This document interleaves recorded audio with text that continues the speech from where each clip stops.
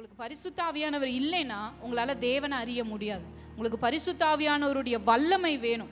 பரிசுத்த ஆவியானவர் நம்மளை நிரப்புறதுக்கு காரணம் என்னன்னா, நம்ம தேவனை அறியும்படியாக தான் அவர் நம்மளை நிரப்புறாரு. ஹல்லேலூயா. பரிசுத்த ஆவியானவர் எதுக்கு நம்மளை நிரப்புறாரு? தேவனை அறியறதுக்கு. ஒரு வசனத்துல பவுல் இப்படி சொல்றாரு, மனுஷ ஆவி மனுஷனுக்குள் இருக்கிறத அறியும். தேவ ஆவி இல்லாம நம்ம தேவனை என்ன செய்யவே முடியாது. 3 மணி நேரம் 5 மணி நேரம் நம்ம ப்ரீச் பண்ணாலும் கர்த்தரோட ஆவி நமக்குள்ள இல்லைன்னா கர்த்தரை நம்ம என்ன செய்யவே முடியாது. அதனால தான் அநேகர் என்ன செஞ்சிடறோம், நம்ம பின்வாங்கிடுறோம். அப்புறம் நம்ம சோர்ந்து போயிடுறோம். நம்ம முதல்ல இருந்த உற்சாகம் நமக்கு இருக்கிறது இல்லை, ஆதி அன்பு நமக்கு இருக்கிறது இல்லை. ஏன்னா நம்ம தேவ ஆவியின் மூலமா தேவனை அறிய விரும்புறது இல்லை. நம்மளோட ஓன் அண்டர்ஸ்டாண்டிங் மூலமா, யாரோ ஒருத்தவங்க சொன்னது மூலமா, அவங்க வாழ்க்கை மூலமா, இவங்க வாழ்க்கை மூலமா, இதெல்லாம் நம்ம ஒரு ஸ்டெப் எடுத்து வைக்க நமக்கு உதவலாம். ஆனா உங்க வாழ்க்கை என்னைக்கும் தேவனுக்குள் நிலைச்சிருக்கணும்னா உங்களுக்கு யார் தான் வேணும்? தேவனுடைய ஆவி தான் வேணும். என் கூட சேர்ந்து எடுத்துக்கோங்க. எபேசியர் 4ஆம் அதிகாரம் 30வது வசனம். அன்றியும் நீங்கள் மீட்கப்படும் நாளுக்கென்று முத்திரையாக பெற்ற தேவனுடைய பரிசுத்த ஆவியை துக்கப்படுத்தாதிருங்கள். அன்றியும் நீங்கள் மீட்கப்படும் நாளுக்கென்று. நம்ம எல்லாரும் என்ன செய்யப்பட்டுட்டோம்? இந்த உலகத்தில் இருக்கிற எல்லா பாவ அசுத்தங்கள்ல இருந்து, சாத்தானின் தந்திரங்கள்ல இருந்தெல்லாம் மீட்கப்பட்டுட்டோம். இப்போ நமக்கு விரோதமா சாத்தான் என்ன பிளான் பண்ணாலும் அவனால ஒன்றும் செய்ய முடியாதபடி கர்த்தர் நம்மளை என்ன செஞ்சிட்டாரு? மீட்டு எடுத்துட்டார். ஆனா நமக்கு இந்த பூமியிலிருந்து ஒரு மீட்பு ஒன்று இருக்கு. இயேசு வரும்போது நம்மளெல்லாம் என்ன செய்யறாரு? ஒரு இமை பொழுதுல மறுரூபமாக்கி அவருடைய சபையை அவர் என்ன செய்வாராம்? எடுத்துக்கொள்வாரா இல்லையா? அப்படி ஒரு மீட்பு இருக்குல்ல.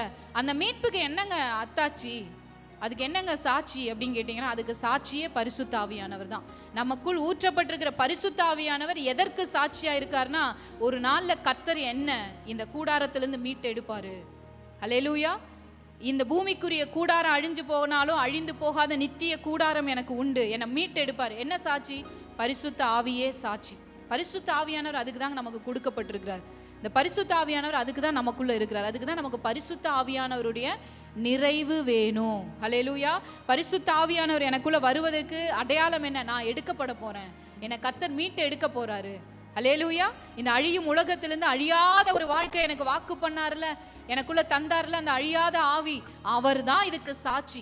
எவ்வளவு பேர் இன்னைக்கு விசுவாசிக்கிறீங்க? நான் இயேசுவால எடுத்துக்கொள்ளப்பட போறேன். ஆமென். இயேசுவால நான் எடுத்துக்கொள்ளப்பட இதை நினைச்சு பாருங்களேன். உங்களுக்குள்ள ஒரு சந்தோஷம் புறப்படும் பாருங்க, ஒரு தைரியம் புறப்படும் பாருங்க. எதை பத்தியும் நீங்க கவலைப்பட மாட்டீங்க, எதை பார்த்தும் நீங்க பயப்பட மாட்டீங்க. ஏன்னா எனக்கு ஒரு மீட்பின் நாள் இருக்கு. அழிஞ்சு போற அந்த கூடாரத்திலிருந்து அழியாத ஒரு வாழ்க்கைக்கு இயேசு என்னை எடுத்துக்கொள்ள போறாரு. என்ன சாட்சி? பக்கத்துல பார்த்து கேளுங்க, அதுக்கு என்ன சாட்சி? பதில் சொல்லுங்க. நீங்க என்ன சாட்சி சொல்லுங்க? என்ன சாட்சி? பதில் சொல்லுங்க. நீங்க எடுத்துக்கொள்ளப்படுவீங்கன்றதுக்கு என்ன சாட்சி? இல்லைங்க நான் 3 மணி நேரம் ஜெபம் பண்றேன், அது சாட்சி இல்லை. இல்லைங்க நான் சண்டே சர்ச்சுக்கு வந்துடுறேன், இல்லை சாட்சி இல்லை. எது சாட்சி? முத்திரை யாரு? சீல் யாரு? பரிசுத்த ஆவியானவர். ஹல்லேலூயா. ஹோலி ஸ்பிரிட் தாங்க நம்மளோட டெஸ்டிமனியா இருக்கிறார், என்னோட சாட்சியா இருக்கிறார், எனக்கு சீலா அவர் தாங்க இருக்கிறார், எனக்கு ஒரு சைனா அவர் தாங்க இருக்கிறார். ஹல்லேலூயா. எவ்வளோ பேர் சந்தோஷமா இருக்கிறீங்க? யாராவது உங்களை பார்த்து ஏதாவது சொல்லியிருப்பாங்க, நீ எல்லாம் அப்படின்னு. நீங்க சொல்லுங்க, எனக்குள்ள ஹோலி ஸ்பிரிட் இருக்கார், அவர் சாட்சியா இருக்கிறார், அவர் சாட்சியா இருக்கிறார். நான் எடுக்கப்பட போறேன், நான் எடுக்கப்பட போறேன். அதுக்கு தாங்க பரிசுத்த ஆவியின் நிறைவு நமக்கு வேணும். பரிசுத்த ஆவி நமக்கு கிடைச்சிட்டாரு, ஆனா அவரோட நிறைவு நமக்கு இருக்கா? எப்போ பாரு துக்கத்தினாலேயே நிறைஞ்சிட்டு இருக்கோம், சந்தேகத்திலேயே நிறைஞ்சிட்டு இருக்கோம், சிற்றின்பங்களால நிறைஞ்சிட்டு இருக்கோம். இந்த சரீரத்தை பிரியப்படுத்துகிற விஷயத்திலே எனக்கு இதுதாங்க ரொம்ப பிடிக்கும் அப்படின்னு எனக்கு பிடிச்ச விஷயம், மாம்சத்துக்கு எது பிடிக்குமோ அதையே நான் பண்ணிட்டு இருக்கிறேன். என்னைக்காவது பரிசுத்த ஆவியினால நிரப்பப்படுற அனுபவம் எனக்கு இருக்கா? ஹல்லேலூயா. உங்க வழக்கத்துக்கு மாறா என்னைக்காவது நீங்க ஜெப அறைக்குள்ள போயிருக்கிறீங்களா? உங்க வழக்கத்துக்கு மாறா கர்த்தரை ஆராதிச்சிருக்கீங்களா? எல்லாருமே வழக்கத்தின்படி தான் எல்லாத்தையுமே செய்வோம்ல. இந்த டைம் நான் ஜெபிப்பேன், இந்த டைம் நான் ஆராதிப்பேன், அவ்வளோதான். மற்ற நேரம் அது என்னோட இஷ்டம், எனக்கு என்ன. என்னைக்காவது வழக்கத்திற்கு மாறாக நீங்க செஞ்சிருக்கீங்களா? ஹோலி ஸ்பிரிட் உங்களுக்குள்ள வரும்போது ஒரு அடையாளம் சொல்றேன் கேளுங்க. அவர் உங்களை வழக்கத்துக்கு மாறா ஜெபிக்க வைப்பார், வழக்கத்துக்கு மாறா பாட வைப்பார், வழக்கத்துக்கு மாறா துதிக்க வைப்பார். இந்த கடந்த வாரம் இந்த மாதிரி அனுபவத்துக்குள்ள எத்தனை பேர் போயிட்டு வந்திருக்கீங்க? இந்த மாதிரி உங்களுக்கு தோணி இருக்கா? உங்களோட பிளானே இல்லாத நேரத்தில் ஜெபிச்சிருக்கீங்களா? உங்களுக்கு பிளானே இல்லாத நேரத்தில் ஒரு பாட்டை பாடி கர்த்தரை துதிச்சிங்களா? வேற யாரும் இல்லை, பரிசுத்த ஆவியானவர் தான் அதை செய்யறது. ஹல்லேலூயா. நம்ம துக்கத்தினாலும் உலக கவலையினாலும் ஐஸ்வர்யத்தின் மயக்கத்தினாலும் நிறைஞ்சுக்கிட்டே இருந்தோம்னு வைங்களேன், நம்ம பரிசுத்த ஆவியினால நம்ம நிரம்ப முடியாது. வசனம் சொல்லுது, பரிசுத்த ஆவியை கோவப்படுத்தாதிருங்கள் அப்படி சொல்லுதா? வசனம் என்ன சொல்லுது? துக்கப்படுத்தாதிருங்க. அவ்வளோ சாஃப்ட்டுங்க அவரு, அவ்வளோ சாஃப்ட் அவரு. அல்லேலூயா. இயேசு சொல்றாரு, நான் போறேன், வேற ஒருத்தரை நான் உங்களுக்கு அனுப்புறேன், தேற்றரவாளனை உங்களுக்கு அனுப்புறேன். உங்களை தேற்றுவதற்காகவே அவர் அனுப்பப்படுகிறவரா இருக்கிறார். அவர் எவ்வளோ பயங்கரமானவர் இல்லையா? அவரால் செய்ய முடியாத விஷயம் ஏதாவது இருக்கா?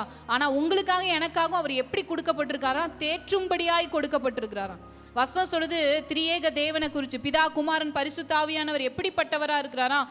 பாவத்தை பாராத சுத்த கண்ணரா இருக்கிறாராம். பாவத்தை பார்க்காதவரா இல்லையா? அவர்கிட்ட கொஞ்சம் கூட இருளே கிடையாதான். அப்படிப்பட்ட மகத்துவமான தேவன் தான் திரியேக தேவன், பிதா குமாரன் பரிசுத்த ஆவியானவர். அப்படிப்பட்ட தேவன் நம்ம மேல இறங்குறதுக்கு அவரோட ஆவியை நம்ம மேல கொடுத்துருக்காரு. எப்படி கொடுத்துருக்காரு? கோபம் கொள்ளுகிறவராக அல்ல. அன்னைக்கு மோசை நாட்கள்ல பாருங்க, குமாரன் அவங்க நடுவில் நடக்கும்போது வசனம் என்ன சொல்லுது? கோபம் கொள்ளாதபடி. ஏன்? ஜனங்கள் தேவனுக்கு விரோதமான பகைஞர்களா இருந்தாங்க. ஆனா இயேசு வந்து தன்னுடைய சொந்த ரத்தத்தை சிந்தி ஜீவனை கொடுத்து பகையா இருந்த தடுப்பு சுவரை எடுத்து போட்டு என்ன ஆக்கிட்டாரு? பிள்ளைகள் ஆக்கி தன்னோட ஆவியை நமக்குள்ள கொடுத்துட்டார். ஹல்லேலூயா. இயேசு கிறிஸ்துவின் ஆவியை நமக்குள்ள கொடுத்துட்டார். அவர் பேர் தான் பரிசுத்த ஆவியானவர். இயேசுவை விசுவாசிக்கிற ஒவ்வொருவருக்கும் தேவன் தன்னுடைய ஆவியை கொடுத்திருக்கிறார். தேவனுக்கு விரோதமாய் பகையா நின்ன ஜனங்களை தேவனுக்கு பிள்ளைகளாய் அவர் ஆக்கி இருக்கிறார். ஹல்லேலூயா. இயேசு உங்களுக்காய் ரத்தம் சிந்தினாரா? இயேசு உங்களுக்காய் மரிச்சாரா? இயேசு உங்களுக்காக உயிர் தெழுந்தாரா? அந்த இயேசு உங்களுக்கு தன்னோட ஆவியை கொடுத்திருக்கார், குமாரனின் ஆவி. ஹல்லேலூயா. அன்னைக்கு அந்த ஜனங்கள் கோபப்படுத்துறவர்களா நடந்து கொண்டாங்க. ஆனா இன்னைக்கு நீங்களும் நானும் தேற்றப்படும்படி தேவன் நம்ம மேல நடந்து கொள்றார். ஆமென். எவ்வளவு பேர் இன்னைக்கு பரிசுத்த ஆவிக்காக ஆண்டவருக்கு நன்றி செலுத்துறீங்க? சர்ச் மூலியமா கடைசியா ஒன்று சொல்லுவோம், உங்களுக்கு ஞாபகம் இருக்கா? கர்த்தராகிய இயேசு கிறிஸ்துவின் பிதாவாகிய தேவனுடைய பரிசுத்த ஆவியானவருடைய ஃபெலோஷிப். என்னது? பரிசுத்த ஆவியானவர் நமக்கு வரலன்னு வைங்களேன், நம்மளால தேவனோடு ஒரு குடும்பமா இருந்திருக்கவே முடியாது. ஹல்லேலூயா. தேவன் தன்னோட ஆவியை கொடுத்து அவரோட குடும்பத்தில் நம்மளையும் ஒருத்தராக மாற்றிட்டார். திரியேக குடும்பத்தில் நீங்களும் நானும் ஒருத்தராக இருக்கிறோம். உங்களுக்கு எவ்வளோ பெரிய குடும்பம் இருக்குது பார்த்தீங்களா? அந்த குடும்பத்தில் எத்தனை தூதர்கள் இருக்காங்க உங்களுக்கு தெரியுமா? அந்த குடும்பத்தோட ஏரியாவோட அளவு என்னன்னு உங்களுக்கு தெரியுமா? எத்தனை ஏக்கர்னு உங்களுக்கு தெரியுமா? நீங்கள் கணக்கே இட முடியாத அளவுக்கு சொந்தக்காரர்களாக நீங்களும் நானும் இருக்கிறோம். ஹல்லேலூயா. இயேசுவை நீங்களும் நானும் சொந்த ரட்சகராக ஏற்றுக்கொள்ளும் போது எவ்வளோ ஐஸ்வர்யவான்களாக இருக்கோன்னு பாருங்களேன். இந்த பூமியில் நமக்கு ஒரு ப்ராஜெக்டை வச்சு கர்த்தர் நடத்துகிறார், அவ்வளோதான். ஆனால் நீங்களும் நானும் சுதந்திரிக்க போகிற தேசம் பயங்கரமானது. ஹல்லேலூயா. அதை நீங்கள் கணக்கிடவும் முடியாது, விவரிக்கவும் முடியாது. அவ்வளோ பயங்கரமான தேசத்துக்கு நீங்களும் நானும் சொந்தக்காரர்களாக இருக்கிறோம். அதனால தான் தேவ சபைனா பணக்காரங்க, ஏழைங்க, படித்தவங்க, இவங்க இது இல்லாதவங்க அப்படின்னெல்லாம் பாகுபாடே இல்லாதது தான் தேவ சபை. ஏன்? நம்ம எல்லாம் இப்போ இருக்கிற சூழ்நிலையை பார்த்து பழகிறவங்க கிடையாது. நம்மெல்லாம் எப்படி ஒருத்தர் பார்க்க வேண்டியவங்க? பிள்ளைங்க. நான் பிள்ளை, நீயும் பிள்ளை இல்லையா? அப்படிதான் நம்ம எல்லாரும் என்ன செய்கிறோம்? சகோதர சகோதரிகள். இதை தான் பவுல் அழைக்கும் போது அழைக்கிறார், கிறிஸ்துவுக்குள் அன்பான சகோதர சகோதரிகளே. நீங்கள் ஹீப்ரூவில் அந்த வேர்டை எடுத்து பார்த்தீங்கன்னா சகோதரி அப்படின்னு சொல்கிற அந்த வார்த்தை இருக்குது பார்த்தீங்களா? மை ஈக்குவல் அப்படின்னு அர்த்தம். உன்னத பாட்டு நான் சொல்லும்போது உங்ககிட்ட சொல்லியிருக்கேன்ல, சகோதரின்னு ஏன் சொல்கிறாரு? என்னோட ஈக்குவலான. இப்போ மெர்சி, கிரேஸ், ஜான் 3 பேர் எப்படி தான் எங்களுக்கு ஈக்குவல். அதே மாதிரி தான் நம்ம எல்லாருமே தேவனுக்கு எப்படி இருக்கோமா? ஈக்குவல், சமமானவர்களாக இருக்கிறோமா? ஹல்லேலூயா. இயேசு மூலமாக நம்ம எல்லாரும் எப்படிப்பட்டவங்களா ஆக்கப்பட்டிருக்கோம்? சமம். இதுதாங்க சபை. ஹல்லேலூயா. இப்படி நமக்குள்ள கிரியை செய்த பரிசுத்த ஆவியை நம்ம என்ன செஞ்சிடக்கூடாது? துக்கப்படுத்திடக்கூடாது. நான் இதை சொல்லும்போது நீங்கள் யாராவது யோசிச்சிங்களா, எப்படிங்க நான் பரிசுத்த ஆவியை துக்கப்படுத்துறேன்? பரிசுத்த ஆவியானவர் எப்படி துக்கப்படுறாரு? அதை தான் இன்றைக்கி நான் உங்களுக்கு நடுவில் பேச நினைக்கிறேன். நீங்கள் எடுத்துக்கொள்ளுங்க. முதல் காரியம், உங்களுக்கு சில ஆலோசனைகளாக அதை நான் சொல்கிறேன். நம்ம எப்போ பரிசுத்த ஆவியை நம்ம துக்கப்படுத்துகிறவங்களா இருப்போம் அப்படின்னு நம்ம இன்றைக்கி நம்ம தியானிக்க போகிறோம். இன்றைக்கி நம்ம தியானிக்கும் போதே உங்கள் இருதயத்தில் ஒரு ஜெபத்தோடு இந்த வேர்டை நீங்கள் கேட்கணும். இந்த காரியம் என்கிட்ட மாறணும் ஆண்டவரே, இந்த காரியத்துக்கு என்ன நான் அர்ப்பணிக்கிறேன் அப்படின்னு சொல்லிட்டு இந்த வேர்டை நீங்கள் கேட்கணும். ஓகேவா? அப்படி கேட்குறீங்களா? பரிசுத்த ஆவியை நம்ம எந்தெந்த விதத்தில் துக்கப்படுத்துகிறவர்களாக இருக்கிறோம் நம்ம வாசிக்கலாம். நீதிமொழிகள் 28ஆம் அதிகாரத்தின் 13ஆம் வசனம். உங்களுடைய அறிக்கைகள், தேவனுடைய சமூகத்தில் நீங்கள் செய்கிற அறிக்கைகள், சில விஷயங்களை நீங்கள் அக்செப்ட் பண்ணுறது, அவருடைய சமூகத்தில் நீங்கள் ஓப்பனாக சொல்கிறத நீங்கள் ஸ்டாப் பண்ணிட்டீங்க அப்படின்னா அது பரிசுத்த ஆவியை துக்கப்படுத்துகிற ஒரு காரியமாக இருக்கும். ஹல்லேலூயா. திரும்பவும் சொல்கிறேன், பரிசுத்த ஆவியை துக்கப்படுத்துகிற முதல் காரியம் என்ன தெரியுமா? நீங்கள் தேவனிடத்தில் செய்கிற அறிக்கைகள், உங்கள் காரியங்களை ஓப்பனாக நீங்கள் தேவனிடத்தில் சொல்கிறத இன்னைக்கு ஸ்டாப் பண்ணிட்டீங்கன்னா நீங்கள் தேவ ஆவியை துக்கப்படுத்திட்டு இருக்கீங்கன்னு அர்த்தம். ஹல்லேலூயா. தேவ ஆவியை என்ன செஞ்சிட்டு இருக்கீங்க? எதுக்குங்க அவர்கிட்ட எல்லாம் சொல்லிட்டு? அவருக்கு எல்லாமே தெரியுங்க. அவர்கிட்ட உட்காந்து நான் பேசணுங்களா? நான் இதெல்லாம் போய் உட்காந்து என் இருதயத்தை தான் அவர் அறிஞ்சிருக்காருல்ல அப்படின்னு சொல்லிட்டு நம்ம 10 அக்காங்க கிட்ட, 10 அண்ணங்க கிட்ட, இல்லையா, 10 ஃபாதர்கிட்ட, 10 பாஸ்டர்கிட்ட, 10 ஊழியத்துக்கிட்ட ஒரே ஜெப குறிப்பு சில பேர்லாம் அனுப்புவாங்க. பக்கமாக இருக்கும் ஜெப குறிப்பு. அப்படியே இதை பேஸ் பண்ணி கிரீன் ஆலிவ் மினிஸ்ட்ரிக்கு ஒன்று, அப்புறம் வேற ஒரு மினிஸ்ட்ரிக்கு ஒன்று, அதே ஜெப குறிப்பு இன்னொரு மினிஸ்ட்ரிக்கு. தேவனிடத்தில் நீங்கள் அறிக்கை செய்கிறீங்கன்னா உங்கள் காரியம் மாறாமல் இருக்காது. தேவன்கிட்ட நீங்கள் ஓப்பனாக விட்டு கொடுக்குறீங்கன்னா உங்கள் காரியம் மாறாமல் இருக்காது.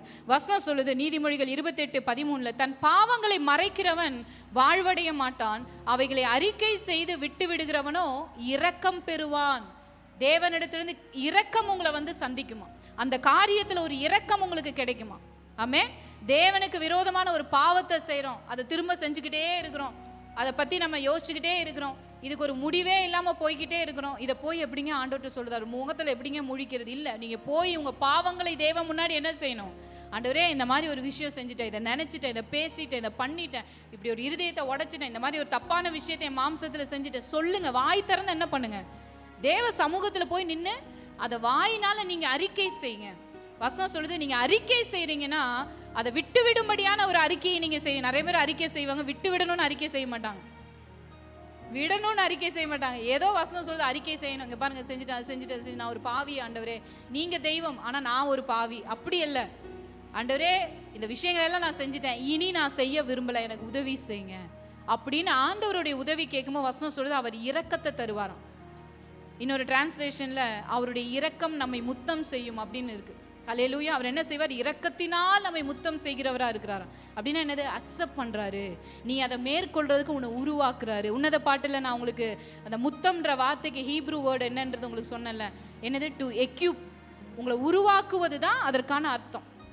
எத்தனை பேர் ஞாபகம் இருக்குது? நாஷாக், அதுதான் அந்த கிஸ்ன்ற வார்த்தைக்கு நாஷாக்ன்ற வார்த்தை தான் அவங்க யூஸ் பண்ணுவாங்க. அதுக்கு என்ன அர்த்தம் அப்படின்னு சொன்னால் டு எக்யூப், உங்களை உருவாக்குவது.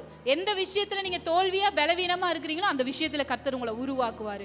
இனி நீங்கள் அதை செய்யாதபடி, சிந்திக்காதபடி, பேசாதபடி, உங்களுக்குள்ளேருந்து அதை வெளிப்படாதபடி கர்த்தர் என்ன செய்வாராம்? உங்களை பலப்படுத்துகிறவராக இருக்கு. என்னைக்கு இதை நீங்கள் ஸ்டாப் பண்ணுறீங்களோ அன்னைக்கு பரிசுத்த ஆவியானவர் துக்கப்படுவாராம்.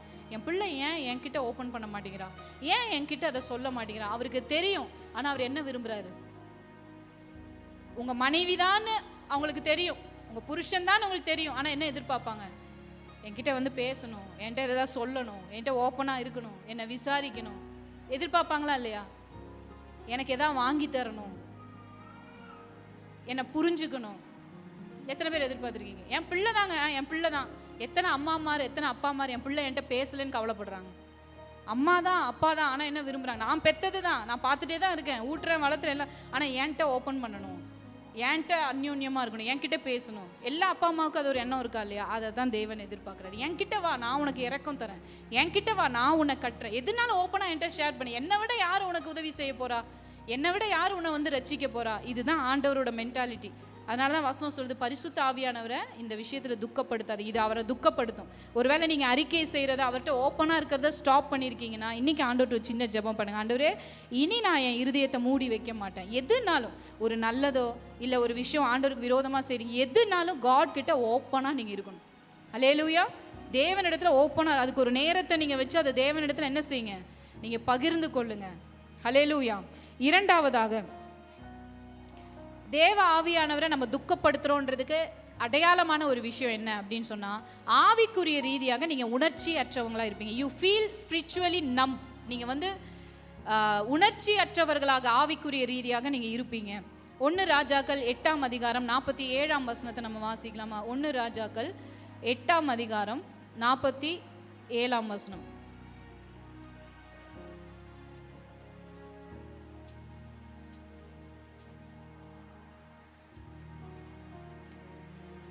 அவர்கள் சிறைப்பட்டு போயிருக்கிற தேசத்திலே தங்களில் உணர்வடைந்து மனம் திரும்பி, நாங்கள் பாவம் செய்து அக்கிரமம் பண்ணி துன்மார்க்கமாய் நடந்தோம் என்று தங்கள் சிறையிருப்பான தேசத்திலே உம்மை நோக்கி வேண்டுதல் செய்து தங்களை சிறைப்பிடித்து கொண்ட தங்கள் சத்துருக்களின் தேசத்திலே தங்கள் முழு இருதயத்தோடும் தங்கள் முழு ஆத்துமாவோடும் உம்மிடத்தில் திரும்பி தேவரீர் தங்கள் பிதாக்களுக்கு கொடுத்த தங்கள் தேசத்திற்கும் தேவரீர் தெரிந்து கொண்ட இந்த நகரத்திற்கும் உம்முடைய நாமத்திற்கு கட்டின இந்த ஆலயத்திற்கும் நேராக உம்மை நோக்கி விண்ணப்பம் பண்ணும்போது உமது வாசஸ்தலமாகிய பரலோகத்தில் இருக்கிற தேவரீர் அவர்கள் விண்ணப்பத்தையும் வேண்டுதலையும் அவர்கள் நியாயத்தையும் விசாரித்து உம்முடைய ஜனங்கள் உமக்கு விரோதமாய் செய்த பாவத்தையும் அவர்கள் உம்முடைய கட்டளையை மீறி அவர்கள் துரோகங்களையும் எல்லாம் மன்னித்து அவர்களை சிறைப்பிடித்து கொண்டு போகிறவர்கள் அவர்களுக்கு இறங்கத்தக்கதான இரக்கத்தை அவர்களுக்கு கிடைக்க பண்ணுவீராக. நம்ம ஏற்கனவே வாசிச்ச அதே வசனம் போலவே இங்கே வாசிக்கிறோம். இரக்கத்தை கிடைக்க பண்ணுவார். எப்போ? ஜனங்கள் இந்த இடத்துல வந்து ஜெபிச்சாங்கன்னா அது நடக்கும் அப்படி சொல்லலை. ஜனங்கள் இந்த இடத்துல வந்து உணர்வடைந்து மனம் திரும்பி உங்களை நோக்கி தன்னோட ஹார்ட்டை ஓப்பன் பண்ணாங்கன்னா நீங்கள் பரலோகத்திலிருந்து அவங்களுக்கு எதிராக நிற்கிறவங்க அவங்களுக்கு இறங்கும்படியான இரக்கத்தை நீங்கள் அனுப்புவீங்க. ஸோ ஸ்தலத்தை அவங்க மேன்மைப்படுத்தலை, அந்த ஸ்தலத்தில் வந்து நின்று நம்ம எப்படி இருக்கணுன்றதை இந்த வசனம் சொல்கிறத பார்க்குறோம். சர்ச்சுக்கு போகிறதுனால இல்லை, சர்ச்சில் வந்து நம்ம எப்படி இருக்கோன்றதை பொறுத்து தான். அல்லேலூயா. அது இந்த உடன்படிக்கையில் மட்டும் இல்லை, பழைய உடன்படிக்கையிலும் அதே வார்த்தை தான் வாசிக்கிறோம். தேவன் என்றும் மாறாதவர். அவர் மனுஷனுடைய முகத்தை பார்க்கிறவர் அல்ல, என்னைக்குமே அவர் இருதயத்தை பார்க்கிறவர் தான். அல்லேலூயா. அதைத்தான் அந்த வசனத்தில் வாசிக்கிறோம். ஒருவேளை நீங்கள் ஆவிக்குரிய ரீதியாக உணர்வற்றவர்களாக இருக்கீங்க, வாழ்ந்துட்டு இருக்கீங்க, எதுவுமே உங்களுக்கு புரிய மாட்டேங்குது, நீங்கள் என்ன பண்ணுறீங்க என்ன செய்கிறீங்க ஒன்றுமே உங்களுக்கு புரிய மாட்டேங்குது, கர்த்தர் உங்கள் மேலே என்ன திட்டம் வச்சுருக்காரு உணர்வே இல்லாமல் இருக்கீங்கன்னா நீங்கள் ஹோலி ஸ்பிரிட்டை துக்கப்படுத்திட்டு இருக்கீங்கன்னு வசனம் சொல்லுது. ஹல்லேலூயா. ஆவியில் உணர்வடைங்க, ஆவியில் உணர்வடைங்க. அதுக்கு உங்களுக்கு என்ன வேணும்? தேவனோட வார்த்தையுடைய அறிவு உங்களுக்கு வேணும். கர்த்தருடைய வார்த்தையின் அறிவு உங்களுக்குள்ள இருக்குன்னா உங்கள் இருதயம் எப்போதும் எப்படி இருக்கும்? சென்சிட்டிவாக இருக்கும். எப்படி இருக்கும்? சென்சிட்டிவாக இருக்கும். இதுக்கு நீங்கள் வந்து பிஹெச்டி படிச்சிருக்கணும்னாலாம் அவசியம் கிடையாது. நீங்கள் ஆண்டவரை நேசிக்கிறீங்கன்னா அவர் வார்த்தை கீழ்ப்படியே நீங்கள் ரெடி அப்படின்னு சொன்னால் உங்களுக்கு அவரோட வார்த்தை நல்லா புரியும். ஹல்லேலூயா. அவரோட வார்த்தை உங்களுக்கு நல்லா விளங்கும். படிப்பறிவு இல்லாத மீன் பிடிக்கிற பேதுருவை தான் கர்த்தர் எடுத்து என்ன செய்கிறாரு? வல்லமையாய் பயன்படுத்துகிறார். கர்த்தர் அதையெல்லாம் எதிர்பார்க்கல. நீங்கள் எப்படி இருந்தாலும் உங்கள் இருதயம் உணர்வுள்ளதாக இருக்கணும். மெத்த படித்தவங்க எல்லாருமே இது போல் உணர்வுள்ளவங்களா இருக்காங்களா? இல்லை. படிப்பு சம்மந்தப்பட்டது கிடையாது, இது பணம் சம்மந்தப்பட்டது கிடையாது, இது நீங்கள் என்ன வழியிலிருந்து வந்தீங்கன்னு சம்மந்தப்பட்டது கிடையாது, உங்கள் ஹார்ட் சம்மந்தப்பட்டது. ஒரு சின்ன பிள்ளை அவர் வார்த்தையை கேட்க உணர்வுள்ளதாக இருந்தால் அந்த பிள்ளைகிட்ட ஆண்டவர் பேசுவார். சாமுவேல் சின்ன பையனாக இருந்தும் ஏலிகிட்ட பேசாமல் ஆண்டவர் யார்கிட்ட வந்து பேசுகிறாரு? சாமுவேல்கிட்ட தேவன் வந்து பேசுகிறார். ஏன்? சாமுவேல் சின்ன பையனாக இருந்தாலும் ஆண்டவர் சத்தத்துக்கு உணர்வுள்ள ஹார்ட் அவர் பார்க்குறார். ஹல்லேலூயா. இன்றைக்கும் நம்மளுடைய இருதயம் உணர்வுள்ளதாக இருக்குமானால் தேவன் நம்மோடு பேச இந்த இரக்கங்களை கிடைக்க பண்ண அவர் வல்லமை உள்ளவராக இருக்கிறார். ஆண்டவர் ஏங்குறாரு இரக்கத்தை கொடுக்கறது. நம்ம கெஞ்சுறதுனால அவர் ஏங்குறார் நமக்கு இரக்கத்தை கொடுக்கறது. என்ன பாவம்னாலும் மன்னிக்க அவர் ஆயத்தமாக இருக்கிறார். என்ன துரோகங்களையும் அவர் மன்னிக்க ஆயத்தமாக இருக்கிறார். எப்படிப்பட்ட மனுஷனையும் பலப்படுத்தி பயன்படுத்த அவர் வல்லமை உள்ளவராக இருக்கிறார். ஹல்லேலூயா. ஹல்லேலூயா. இந்த நாளில் ஒரு சின்ன ஜெபம் பண்ணுங்க. ஆண்டவரே, ஆவிக்குரிய ரீதியாய் நான் உணர்வற்றவனாக இருக்க மாட்டேன்னு சொல்லுங்க. ஹல்லேலூயா. நான் அதை கவனிக்கிறேன் ஆண்டவரே, நான் கரெக்ட் பண்ணிக்கிறேன் ஆண்டவரே. ஸ்பிரிச்சுவலி என்னை சுற்றி என்ன நடக்குது? ஸ்பிரிச்சுவலாக உங்களை சுற்றி என்ன நடக்குது? கர்த்தர் உங்கள் கண்களை இன்னைக்கு திறக்கட்டும். உங்களை சுற்றி இருக்கிற ஃப்ரெண்ட்ஸ் எப்படிப்பட்டவங்களா இன்னைக்கு உங்கள் கூட கனெக்ட் ஆகிருக்காங்க? சுற்றி உங்களை சுற்றி என்ன நடக்குது? ஸ்பிரிச்சுவல் வேர்ல்டை இனிமேல் நீங்கள் பார்க்க போகிறீங்க. ஹல்லேலூயா. ஸ்பிரிச்சுவலாக உங்களை சுற்றி என்ன நடக்குது? நீங்கள் குடியிருக்க வீட்டை சுற்றி என்ன நடக்குது? நீங்கள் உறங்குறீங்க, உங்கள் கனவுல நீங்கள் என்ன மாதிரியான சொப்பனங்களை நீங்கள் பார்த்துட்ருக்கீங்க? அந்த மாதிரி ஆவிக்குரிய மண்டலத்தில் தான் நீங்கள் இருக்கீங்கன்னு அர்த்தம். பேயாக வருதுங்க, சர்ப்பமாக வருதுங்க, எங்கேயோ போய் எப்படி விழுந்துட்டு வராங்க. நான் ஏதோ ஆக்சிடென்ட் ஆகிற மாதிரியே இருக்குங்க. ஏதோ ஒன்று நீங்கள் ஸ்பிரிச்சுவலாக அனுபவிச்சுட்டு இருக்கீங்க. உணர்வுள்ளவங்களாக இருங்க.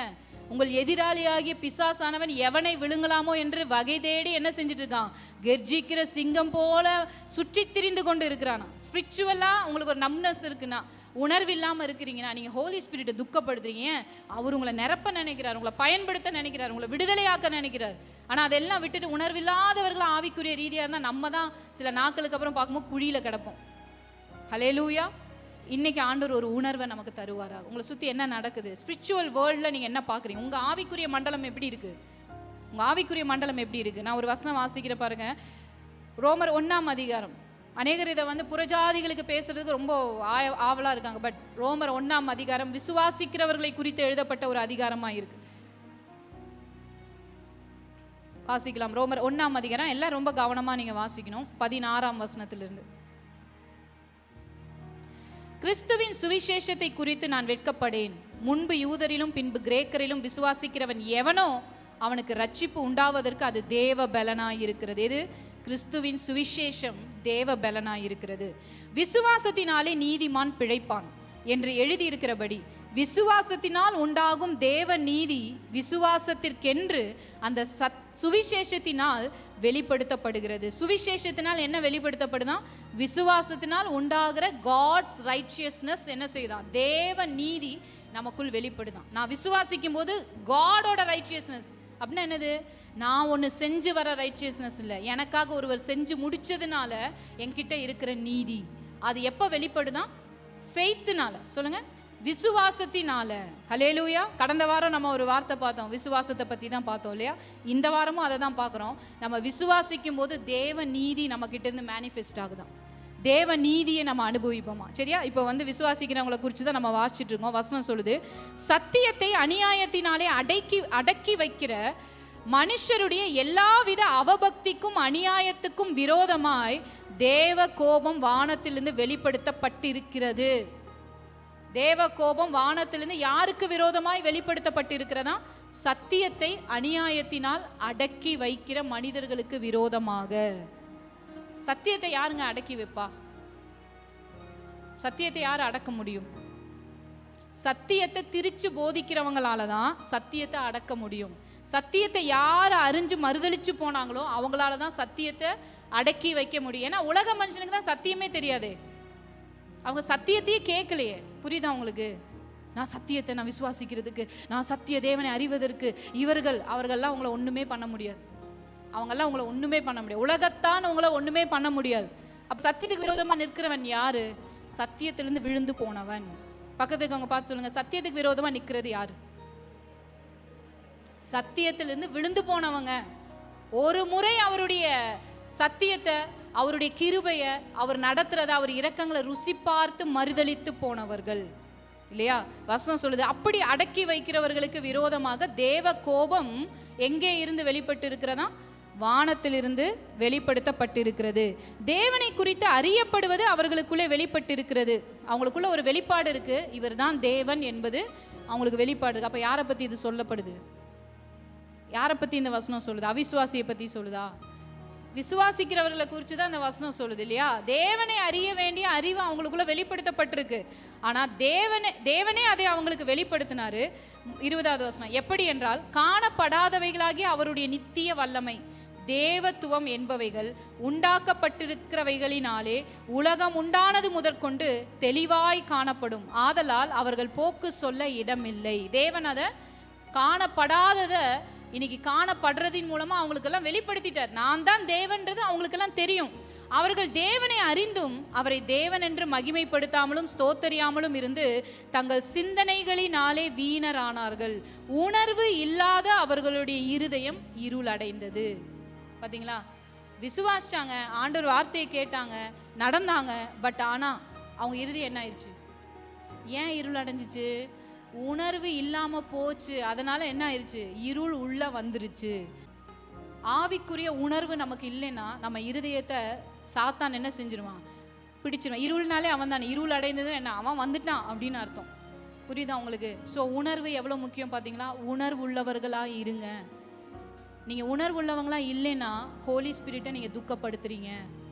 ஹல்லேலூயா. பரிசுத்த ஆவியை நீங்கள் துக்கப்படுத்துறீங்க. பரிசுத்த ஆவியை துக்கப்படுத்தாதீங்க. உணர்வோடு இருங்க. உங்களை சுற்றி இருக்கிற காரியங்கள் என்னென்னு ஆவிக்குரிய உணர்வு உங்களுக்கு உண்டாகிருக்கு. உங்கள் தலையில் கை வச்சு சொல்லுங்களேன், ஆவிக்குரிய உணர்வு எனக்கு உண்டாகி இருக்கட்டும். உங்கள் மேலே பேசுங்க இந்த வார்த்தை. ஹல்லேலூயா. ஆவிக்குரிய மலட்டுத்தன்மை, ஆவிக்குரிய மரத்து போன தன்மை, கனி இல்லாத தன்மை இயேசுவின் நாமத்தில் நான் கேன்சல் பண்ணி ஜெபிக்கிறேன்னு சொல்லுங்க.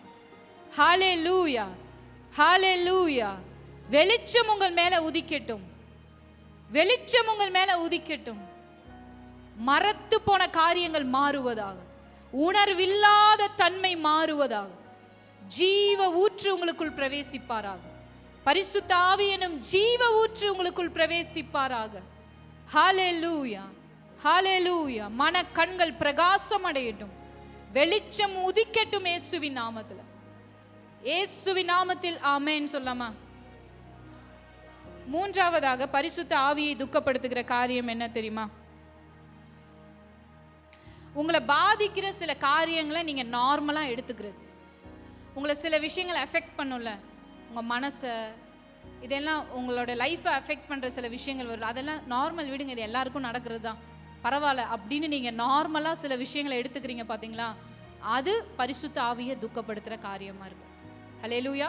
உங்களுடைய மனசை ஏதாவது உடைக்குது, உங்களை ஏதாவது டிஸ்டர்ப் பண்ணிக்கிட்டே இருக்கு அப்படின்னு சொன்னால் அதை நார்மலாக எடுத்துக்காதீங்க. பரிசுத்த ஆவியானவர் உங்களை அப்படி நார்மல் ஆக்குற தேவன் அல்ல, அதை எதிர்த்து நிற்கிறதுக்கு உங்களுக்குள்ள ஏவுகிற தெய்வமாக அவர் இருக்கிறார். ஒரு குறைவை பார்க்குறீங்க, ஒரு ட்ரைனஸை பார்க்குறீங்க, உங்கள் லைஃப்பை, உங்கள் பொருளாதாரத்தை அது உடச்சி தள்ளிட்டு இருக்கு, நார்மலாக எடுக்காதீங்க, அதை நார்மலாக எடுக்காதீங்க, அதை நீங்கள் மேற்கொள்ளணும். ஹல்லேலூயா. இல்லைங்க இது என் தலையெழுத்து, தலையெழுத்துன்னு நீங்கள் விட்டு கொடுக்க நீங்கள் ரட்சிக்கப்படலை, அதை மாற்ற தான் பரிசுத்த ஆவியானவர் உங்களுக்குள்ளே இருக்கிறார். நீங்கள் அப்படியே வாழ்க்கை போகிற பக்கமெல்லாம் உங்களை அப்படியே கொண்டு போகிற விஷயத்துக்கு நீங்கள் விட்டு கொடுக்குறீங்கன்னா தேவ ஆவியானவர் உங்களை நடத்துகிறவர் அல்ல, அது அவரை துக்கப்படுத்துறதா. அவரை பெற்றுக்கொண்டுட்டும் அவர் நடத்தலைன்னா எவ்வளோ துக்கமாக இருக்கும் இல்லையா? ஸோ அப்படியே போதுங்க, லைஃப் எப்படி போகுது அப்படியே போதுங்க. இல்லை, அவர் இப்படி சொல்லியிருக்காருங்க, இப்போ இந்த சிச்சுவேஷன் இருக்குது, ஆனால் நான் அங்கே தான் போக போகிறேன், எனக்கு இதுதான் நடக்க போகுது. ஸோ நார்மலைஸ் பண்ணாதீங்க. ஏதாவது உங்களை பாதிக்கிற விஷயத்த நார்மல்னு விடாதீங்க. ஒரு வியாதி வருது, பலவீனம் வருது, பரவாயில்ல இருந்துட்டு போட்டோம் அப்படின்னு நான் நொண்டியே நடக்கிறேன், நொண்டி நடக்கூடாது, நேராக நடந்தால் ஆகணும், அதை நீங்கள் மேற்கொள்ளணும். ஹல்லேலூயா. உங்களுக்கு ஏதோ ஒரு பிரச்சனை வருது, அது இருந்துகிட்டே போகுது, இல்லை அதை நீங்கள் ஜெயிக்கணும், அதுக்காக நீங்கள் ஜெபிக்கணும், விசுவாசிக்கணும், காத்திருக்கணும், அதுக்கான ஒர்க் அவுட்ஸை நீங்கள் என்ன செய்யணும், நீங்கள் பண்ணணும். இது நம்ம செய்யலைன்னா ஹோலி ஸ்பிரிட்டை நம்ம என்ன செய்கிறோம், துக்கப்படுத்துகிறோம். ஹல்லேலூயா. நம்ம என்ன செய்கிறோம், துக்கப்படுத்த. சில நேரத்தில் சில பேர் ஏன் அந்த பாவத்துக்கு அடிமையாகிறாங்க தெரியுங்களா? அவங்க லைஃப்பில் ஏற்கனவே சில அப்யூஸ்குள்ளே அவங்க போயிருப்பாங்க, சில விஷயங்கள் அவங்கள துன்புறுத்தி இருக்கும், சில விஷயங்கள் அவங்க மேலே ஒரு ப்ரெஷராக கொடுக்கப்பட்டிருக்கும், அதில் இருந்து இருந்து அடிமைத்தனமாகி சில நாட்களுக்குள்ளே, சில வருஷங்களுக்குள்ளே அதையே அவங்க துணிகரமாக செய்கிறவங்களாம் என்ன செஞ்சுருவாங்க, மாறிடுவாங்க. உங்கள் மேலே ஒரு துன்புறுத்துகிற காரியங்கள் வருதா, உங்களை அப்யூஸ் பண்ணுறாங்களா, நீங்கள் என்ன பண்ணணும், அதுக்கு எதிர்த்து நிற்கிறவங்களாம் நீங்கள் இருக்கணும். அதுலேருந்து வெளியே வர்றதுக்கு ஆண்டவர் உங்களுக்கு ஒரு வழியை வச்சுருப்பார். ஹல்லேலூயா. உங்களை துன்புறுத்துகிற காரியங்கள்லேருந்து, உங்களை அடிமைப்படுத்துகிற காரியங்கள்லேருந்து வெளியே கொண்டு வர வழியை கர்த்தர் வச்சிருப்பாரு. அது கூட நீங்கள் அவங்களுக்கு தருகிற மன்னிப்பு தான். இல்லைங்க இவங்க அடிச்சுட்டே இருப்பாங்க, நான் தாங்கிக்கிட்டே இருப்பேன், என்ன கொடுத்தாலும் நான் ரொம்ப நல்லவன் கொடுத்துட்டே இருக்காங்க. ஆண்டவர் அப்படி வைக்கிறவர் கிடையாது. நீ ரொம்ப நல்லவன்டா அப்படின்னு உங்களை யாராவது அடிச்சுக்கிட்டே இருக்காங்களா? எவ்வளோ அடித்தாலும் இவன் வாங்கிக்கிறான், இல்லை.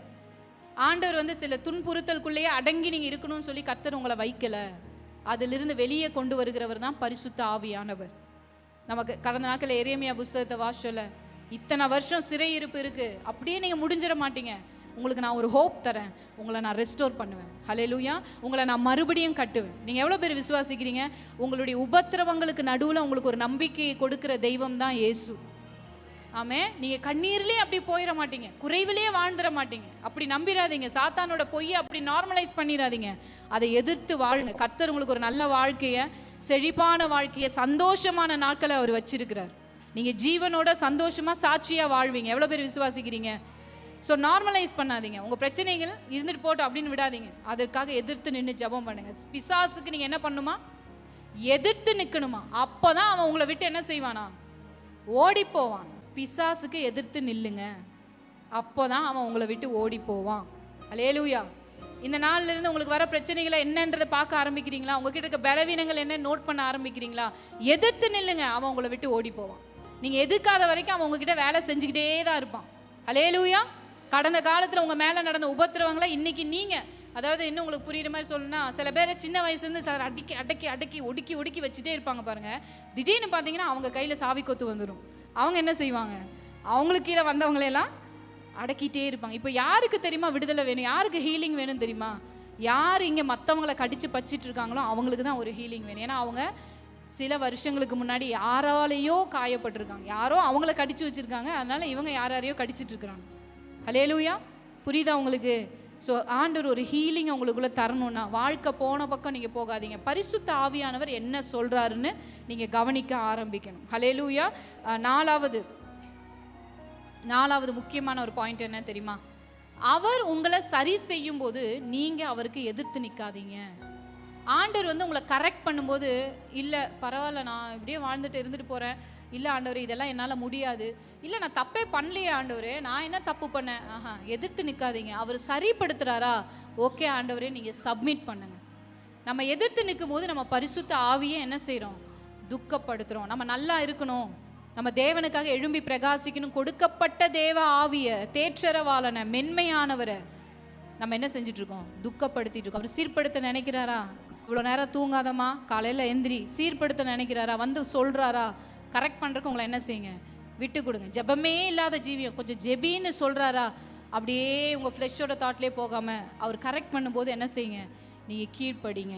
ஹல்லேலூயா. இந்த பழக்கம் வேணாம், இவ்வளோ நீ டென்ஷன் ஆக வேணாம், இந்த வார்த்தையை நீ பேச வேணாம், கரெக்ட் பண்ணுறாரா, நீங்கள் என்ன செய்யணும், எதிர்த்து நிற்க கூடாது. அவர் சொல்கிறதுக்கு உங்களை நீங்கள் சப்மிட் பண்ணணும். அப்படி நம்ம எதிர்த்து நிற்கிறோன்னா நமக்குள் இருக்கிற பரிசுத்த ஆவியை நம்ம என்ன செஞ்சிட்ருக்கோம், துக்கப்படுத்தி கொண்டு இருக்கிறோம். ஹல்லேலூயா. இன்றைக்கி உங்கள் இருதயத்தில் ஒரு சின்ன ஜெபம் செய்யுங்க, அவர் என்னை கரெக்ட் பண்ணும்போது நான் அவருக்கு அகெயின்ஸ்டாக நிற்க மாட்டேன். சரி, எப்படியெல்லாம் அவர் கரெக்ட் பண்ணுவார், அவர் கரெக்ட் பண்ணுற ஒரு வழி அவரோட வார்த்தை. ஹல்லேலூயா. வானமும் பூமியும் ஒழிந்து போனாலும் அவரோட வார்த்தை ஒரு நாள் ஒழிந்து போகாது. என்ன காலம்னாலும் ஒரே ஆலோசனை தான். வாலிபன் தன் வழியை எதனால் சுத்தம் பண்ணுவான், ஆண்டவரே இந்த ஜெனரேஷனில் ஹார்பிக் வச்சு சுத்தம் பண்ணுவான்னு சொல்ல முடியாது. எந்த வருஷமாக இருந்தாலும் தன்னோட வசனத்தின்படி அவனுடைய இருதயத்தை காத்து கொள்வதினால். நீங்கள் 2000 வருஷம் கழிஞ்சு இதை படித்தாலுமே, அன்றைக்கி வாலிபர்கள் என்ன டெக்னாலஜிக்குள்ளே போனாலுமே வார்த்தை தான். ஹல்லேலூயா. வார்த்தை தான். நீ தேவனிடத்தில் முழு இருதயத்தோடு முழு மனதோடு அன்பு கூறுனா அன்பு கூறுறது வார்த்தை தான். இல்லை நீ ஒரு 50%, இந்த காலத்தில் ரொம்ப போராட்டம், ஒரு 50% மட்டும் அன்பு கூறு, வேர்டு தான். உன்னிடத்தில் நீ அன்பு கூறுவது போல் ஆண்டவரே, இந்த காலத்தில் எங்கே ஆண்டவரே அன்பு இருக்குது, என்ன இருந்தாலும் வேர்டு தான். வானமும் பூமியும் ஒழிந்து போனாலும் வார்த்தை ஒரு நாளும் ஒழிந்து போக. ஸோ கர்த்தர் தம்முடைய பிள்ளைகளை தன்னோட வார்த்தையினால் அவர் சீர்படுத்துகிறவராக இருக்கிறார். அதுக்கு தான் வார்த்தையில் நமக்கு ஒரு மெடிடேஷன் இருக்கணும், ஒரு உறவு இருக்கணும். தேவ ஆவியின் உதவியில் நம்ம தியானிக்கணும். அதே போல் இன்னொரு விதத்தில் எப்படி அவர் செய்வார், நம்மளை கரெக்ட் பண்ணுவார். ஆண்டவர் நமக்கென்று அபிஷேகிக்கப்பட்ட சில தலைவர்களை நம்ம மேலே ஏற்படுத்தி வைப்பார். அப்படிப்பட்டவர்கள் மூலமாக ஆண்டவர் உங்களை கரெக்ட் பண்ணுறாருன்னா, நீங்கள் மறைச்சு வைக்கவோ ஒளிச்சு வைக்கவோ எதிர்த்து நிற்கவோ கூடாமல் உங்களை நீங்கள் என்ன செய்யணும், விட்டு கொடுக்கணும், நீங்கள் அர்ப்பணிக்கணும். கர்த்தரோட சத்தம் உங்களுக்கு வெளிப்படுதுன்னா, இவங்களுக்கு எல்லாம் தெரியும், இவங்க நம்மளை பற்றி பேச, அப்படி நீங்கள் நினைக்கக்கூடாது. ஒருவேளை உங்களை பற்றி தெரிஞ்சு பேசினாதான் என்ன, உங்களை சீர்படுத்த தானே ஆண்டவர் பேசுகிறாரு. தெரிஞ்சே பேசட்டுமே, அதில் என்ன இருக்குது, அது தவறாக நீங்கள் எடுத்துக்கொள்ளாமல் சீர்படுத்துறதுக்கு உங்களை என்ன செய்யணும், நீங்கள் விட்டு கொடுக்கணும். மூன்றாவதாக ஆண்டவர் எப்படி நம்மளோடு பேசுவார், நம்மளை மாதிரியே இருக்க சக மனுஷங்களோட வாழ்க்கை மூலமாகவும் நம்மளோடு பேசுவார். ஹல்லேலூயா. டீச் பண்ணுறவங்களுக்கு அந்த டீச்சிங்கை கேட்குறவங்க மூலமாக கூட ஆண்டவர் என்ன செய்வார், பேசுவார். அதை நீங்கள் அக்செப்ட் பண்ணுற ஹார்ட்டோடு என்றைக்குமே என்ன செய்யணும், நீங்கள் இருக்கிறவங்களா இருக்கணும். எப்படி தேவன் பேசினாலுமே அதை நீங்கள் ஒபே பண்ணுறதுக்கு நீங்கள் என்ன செய்யணும், ரெடியாக இருக்கணும். கடைசியாக பரிசுத்த ஆவியானவர் உங்களுக்குள்ளே இருந்து மெல்லிய சத்தத்தோடு பேசுவார். நீங்கள் அந்த சத்தத்துக்கு என்ன செய்யணும், உங்களை சப்மிட் பண்ணுறவங்களா விட்டு கொடுக்குறவங்களா இருக்கணும். அப்படி நம்ம எதிர்த்து நின்னோம்னா அது பரிசுத்த ஆவியை துக்கப்படுத்துகிற ஒரு காரியமாக இருக்கும். ஹல்லேலூயா. கடைசியாக 5ஆவதாக,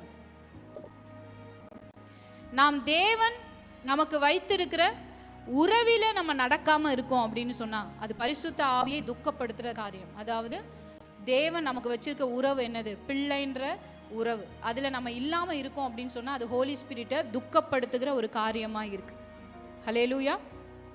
ஸோ பரிசுத்த ஆவியானவர் நம்மளை ஃபோர்ஸ் பண்ணுறவர் கிடையாது. அவர் அந்த ரிலேஷன்ஷிப்லேருந்து நம்மளை நடத்துகிறவர். ஹோலி ஸ்பிரிட் எப்படி நம்மளை நடத்துவார், என்ன வழியில் நடத்துவார், ரிலேஷன்ஷிப்லேருந்து. எப்படி ரிலேஷன்ஷிப், தேவனோடு இருக்க உறவில் தான் உங்களால் பரிசுத்த ஆவியின் சத்தத்தை கேட்க முடியும். நீங்கள் அந்த உறவில் இல்லைன்னா அது அவரை ரொம்ப துக்கப்படுத்துகிற காரியமாக இருக்கும். ஹல்லேலூயா. நான் சர்ச்சுக்கு போகிறேங்க, எதுக்குன்னா என் பிள்ளைக்கு கல்யாணம் பண்ணணும் அதுக்காக போகிறேன், இல்லை இந்த சர்ச்சில் இருக்குங்க, இல்லை நான் செத்தா புதைக்க 4 பேர் வேணும் இல்லைங்களா, அதுக்கு வேணும். இல்லை, நீங்கள் சர்ச்சுக்கு வர்றது ஃபெலோஷிப்பில் இருக்கிறதெல்லாம் அவரோடு இருக்க ரிலேஷன்ஷிப்னால இருக்கணும். எங்கே ஜெபிக்கிறீங்க, ஜெபிக்கலைன்னா இன்றைக்கி நான் போகிற இடம் ரொம்ப தூரம், ரொம்ப டிஃபிகல்ட்டான காரியம், பெரிய சேலஞ்ச், அந்த மாதிரி இந்த மாதிரி அதாவது நடந்துடும். இல்லை, அதனால் நீங்கள் ஜெபிக்கலை, அதனால் நீங்கள் வேதத்தை வாசிக்கலை. நான் அவரோட பிள்ளை, அதனால் நான் ஜெபிக்கிறேன், அதனால் நான் வேதத்தை வாசிக்கிறேன். அதுக்கு தாங்க நான் பரிசுத்தமாக வாழ்கிறேன். நான் ஒரு பிள்ளையாக இருக்கிறனால தாங்க பரிசுத்தமாக வாழ்கிறேன். புரியுதா உங்களுக்கு? ஸோ கடைசி பாயிண்ட், ரொம்ப ரொம்ப முக்கியமான பாயிண்ட் இது. எத்தனை பேருக்கு இது யூஸ்ஃபுல்லாக இருக்குது? எத்தனை பேருக்கு இது யூஸ்ஃபுல்லாக இருக்குது? நம்மளையே நம்ம கரெக்ட் பண்ணுறதுக்கான அநேக வார்த்தைகள் ஆண்டவர் நம்மளோடு பேசிகிட்டு இருக்கிறாரு. ஹல்லேலூயா. இதில் பரிசுத்த ஆவியை துக்கப்படுத்துகிற ஏதோ ஒரு காரியத்தில் நம்ம இருக்கோம்னா இன்றைக்கி கர்த்தர் நம்மை அதுலேருந்து விடுதலை ஆக்கி இருக்கிறார். ஆமென். பரிசுத்த ஆவியானவர் நம்மளை ஃபோர்ஸ் பண்ணுறவர் கிடையாது. இன்னொன்று, அவர் கத்துறவர் கிடையாது, தந்திரமாக ஏமாத்துறவர் கிடையாது. அவர் சரி இவளுக்கு இந்த ஐஸ்கிரீமை கொடுத்து இவளை இப்படி கரெக்ட் பண்ணிடுவோன்ற ஆண்டவர் கிடையாது. எதுனாலும் ஸ்ட்ரைட் ஃபார்வர்டாக நம்மக்கிட்ட பேசுகிறவராக இருக்கிறார். நமக்கு அதை விளங்க பண்ணுவார், நமக்கு அதை சொல்லுவார். அவர் கத்தி கூக்குரலிட்டு இங்கே வந்து தொலை அப்படின்லாம் சொல்ல மாட்டார். ஹல்லேலூயா.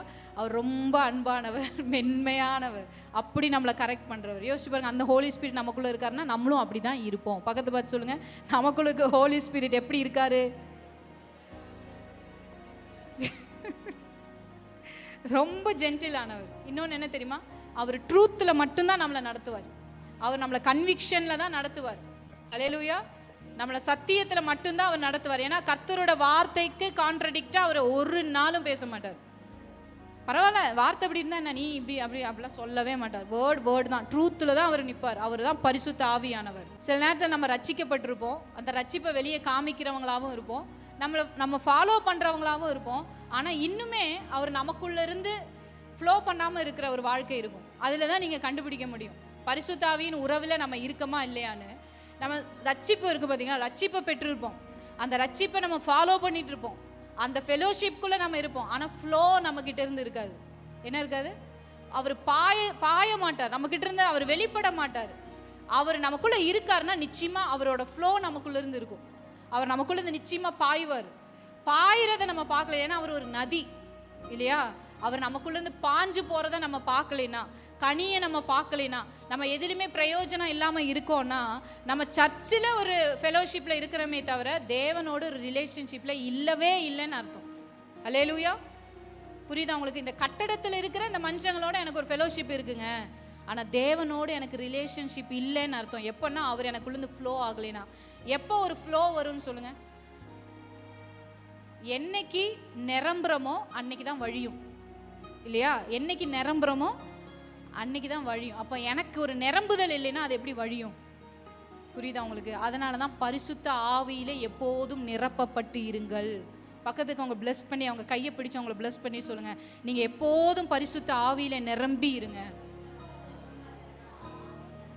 விசேஷமா நான் பெண்களுக்கு இந்த ஆலோசனை சொல்லணும்னு நினைக்கிறேன். ஆண்கள் ஃபேஸ் பண்றதை விட பெரிய சேலஞ்சஸை ஃபேஸ் பண்ணுறது நம்ம தான். ஹல்லேலூயா. சோம்பேறி பெண்களாக இல்லாமல், ஒன்றுமே புரியாத என்ன சொல்கிறது, உணர்வில்லாத பெண்களாக நம்ம இல்லாமல், அப்புறம் இன்னும் சொல்ல போனால் எனக்கு ஒன்றுமே தெரியாதுங்க அப்படி ஒரு பெண்ணாக நீங்கள் இல்லாமல் எப்போதும் பரிசுத்த ஆவினால் நீங்கள் நிரப்பப்பட்டுருங்களேன். உங்கள் பிள்ளைங்களை குறித்த காரியத்தை ஆண்டவர் உங்ககிட்ட வந்து வெஸ்பர் உங்ககிட்ட சொல்லிக்கிட்டே இருப்பார். உங்கள் காதில் வந்து சொல்லுவார், ஜெபி, உங்கள் பிள்ளைக்கு இப்படி ஜெபி, இந்த விஷயத்துக்காக ஜெபி. ஒரு விஷயம் வர்றதுக்கு முன்னாடி கர்த்தர் உங்களுக்கு அதை வெளிப்படுத்துவார். ஒரு குடும்பத்தை தாங்குற, சமுதாயத்துக்கு ஆசீர்வாதமாக இருக்கிற அநேக ஆண்களை ஜெபத்தில், ஆவிக்குரிய தன்னுடைய பொறுமையில், சாந்தத்தில், சாட்சியுள்ள வாழ்க்கையில் தாங்குகிறது பெண்கள் தான். ஹல்லேலூயா.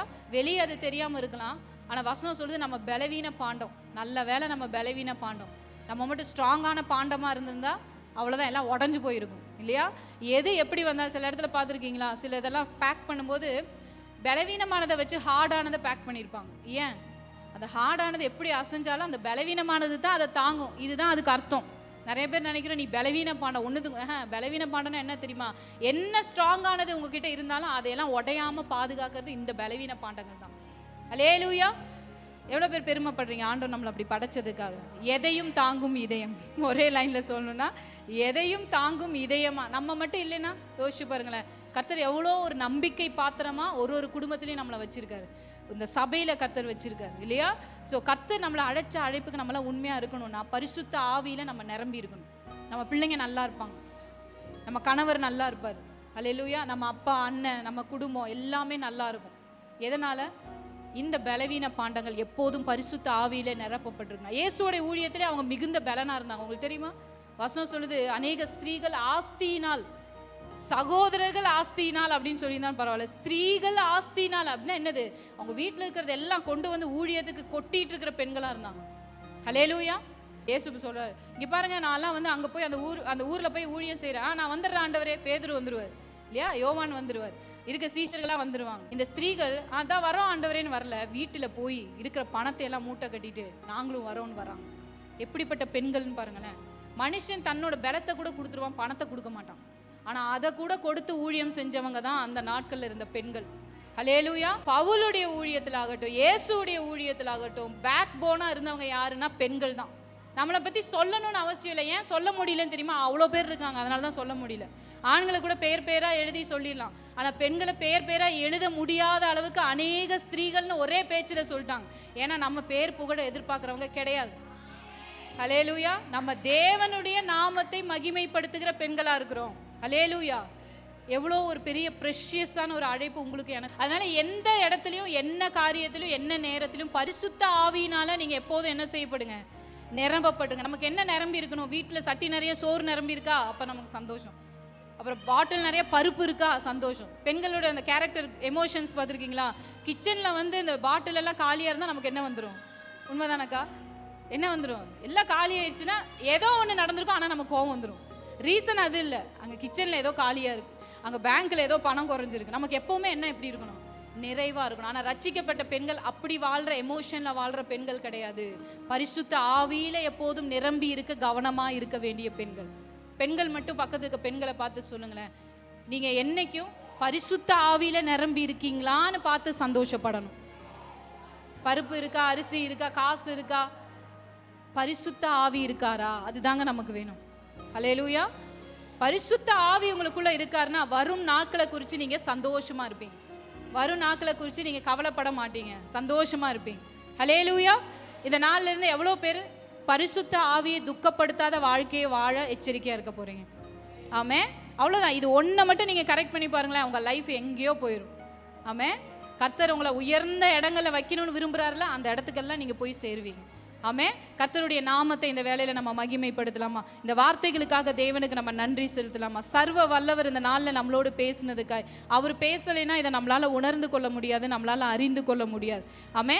தேவன் நமக்கு தந்த இந்த வார்த்தைக்காக ஒரு நிமிஷம் நம்ம எல்லாரும் கண்களை மூடி ஆண்டவருக்கு நம்ம நன்றி செலுத்துவோம். ஹல்லேலூயா. நன்றி இயேசுவே. ஹல்லேலூயா. நன்றி ஆண்டவரே. நாங்கள் மீட்கப்படும் நாளுக்கென்று முத்திரையாய் எங்களுக்கு கொடுக்கப்பட்ட பரிசுத்த ஆவிக்காய் நாங்கள் நன்றி செலுத்துகிறோம். ஹல்லேலூயா ஜீசஸ். எங்களுக்கு தந்த நல்ல ஆவிக்காய் நன்றி செலுத்துகிறோம் அப்பா. சர்வ வல்லவரே, நாங்கள் சபையாய் கூடி வந்து உம் வார்த்தையை தியானிக்கும்படி எங்களுக்கு நீங்கள் உதவி செய்ததற்காய் நாங்கள் நன்றி செலுத்துகிறோம் அப்பா. எங்கள் மேலே நீங்கள் வைத்திருக்கிற உன்னதமான நோக்கத்துக்காக நன்றி. தேற்றரவாளனாகிய பரிசுத்த ஆவியானவர் எங்களுக்கு கொடுக்கப்பட்டதுக்காய் நன்றி. எங்களுக்குள் தங்கி இருக்கிறதுக்காய் நன்றி. இந்த நாளில் உம் சத்தத்தின்படியே பரிசுத்த ஆவியில் எப்போதும் நிரம்பி இருக்க எங்களை நாங்கள் அர்ப்பணிக்கிறோம் அப்பா. நிரம்பி இருக்க எங்களை நாங்கள் அர்ப்பணிக்கிறோம் ஆண்டவரே. உங்க எண்ணங்களால் நாங்கள் நிரப்பப்படும்படி, உங்க சிந்தையால் நாங்கள் நிரப்பப்படும்படியா, உங்களுடைய ஆவியின் வல்லமையினால் நாங்கள் நிரப்பப்படும்படி உங்க சமூகத்தில் காத்திருக்கிறவர்களாய் நாங்கள் இருக்க எங்களுக்கு கிருபை தாரும் அப்பா. இயேசுவே நன்றி ஆண்டவரே. உம்மை துக்கப்படுத்துகிற நாங்கள் இப்போ தியானித்த எந்த காரியத்தையும் நாங்கள் செய்யாதபடிக்கு உம்மை எப்போதும் பிரியப்படுத்துகிற பிள்ளைகளாய் நாங்கள் இருக்க இயேசுவே எங்களுக்கு கிருபை தாரும் அப்பா. தாகத்தோடு ஜெபிக்கிறீங்களா? இயேசுவே எனக்கு கிருபை தாரும். என்னோட ஆண்டவர் இந்த வார்த்தை பேசுனது அவர்கிட்ட நான் இதை தான் சொன்னேன். ஆண்டவரே எனக்கு கிருபை தாங்க ஆண்டவரே. எந்த விதத்திலும் உங்களை நான் துக்கப்படுத்தாதபடி, என் பலத்தினால் அது முடியாதுப்பா, உங்கள் கிருபையை எனக்கு தாங்க ஆண்டவரே. உம்மை நான் பிரியப்படுத்துகிற பிள்ளையா இருக்கணும் ஏசப்பா. நீங்கள் ஜெபிங்களே, உங்கள் ஹார்ட்ல இருந்து ஜெபிங்களே. இயேசுவே உம் ஆவியை நான் துக்கப்படுத்தாதபடி என்னை பலப்படுத்த, என்னை பிரகாசிக்க வைக்க, நான் நிலைத்திருக்க நீங்கள் ஆவியை தந்தீங்க ஆண்டவரே. ஒரு நாளும் பரிசுத்த ஆவியை நான் துக்கப்படுத்தாதபடி எனக்கு கிருபை தாரும், எனக்கு கிருபை தாரும். கிருபை என்னில் பெருகுவதாக, உம் கிருபை என்னில் பெருகுவதாக, உம் கிருபை என்னில் பெருகுவதாக. எப்போதும் நிரம்பி இருக்க கிருபை தாரும் அப்பா. வசனம் சொல்லுகிறது இல்லையா, பரிசுத்த தேவ மனுஷங்க பரிசுத்த ஆவியில நிரப்பப்பட்டு இந்த வேத வசனங்களை எழுதினாங்க.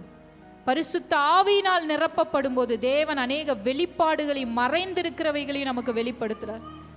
இயேசுவே இந்த நிறைவு எங்க சபைக்கு உண்டாகட்டும் அப்பா. இந்த நிறைவு எங்க சபையில காணப்படட்டும் ஆண்டவரே. இங்க இருக்கிற ஒவ்வொருவர் மேலும் பரிசுத்த ஆவியின் நிறைவை நாங்க பேசுகிறோம். சாத்தான் ஒரு நாளும் வஞ்சிக்க கூடாத ஒரு பாத்திரமாக இந்த சத்தத்தை கேட்கிற ஒவ்வொருவரையும் கர்த்தர் பலப்படுத்துங்க. சாத்தானின் தந்திரங்களை எல்லாம் உடை தெரிகிற தேவனுடைய நிறைவு எங்களுக்குள் உண்டாவதா. ஹல்லேலூயா, ஹல்லேலூயா, ஹல்லேலூயா, ஹல்லேலூயா. இயேசுவே நன்றி அப்பா, பரிசுத்த ஆவியே நன்றி அப்பா. அவருடைய வல்லமையினால நிரம்புகிறோம் என்பதை விசுவாசித்து ஜெபிங்க. பரிசுத்த ஆவியானவர் என்னை நிரப்புகிறார், பரிசுத்த ஆவியானவர் என்னை நிரப்புகிறார். சாத்தானின் தந்திரங்கள் எல்லாம் வாய்க்காதே போவதாக, அது எந்த விதத்தில் கிரியை செய்தாலும் வாய்க்காதே போவதாக.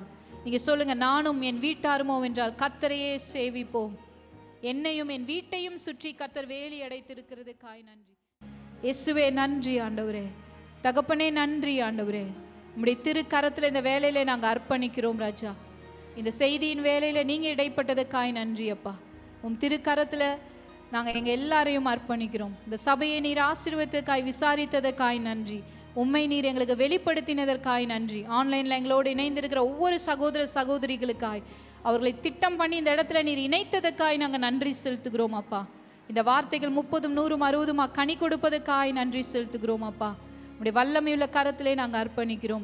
இயேசுவின் நாமத்தில் ஜெபிக்கிறோம் நல்ல தகப்பனே, ஆமென். நல்ல கைகளை தட்டி ஆண்டவரை ஸ்தோத்திரம் பண்ணலாமா?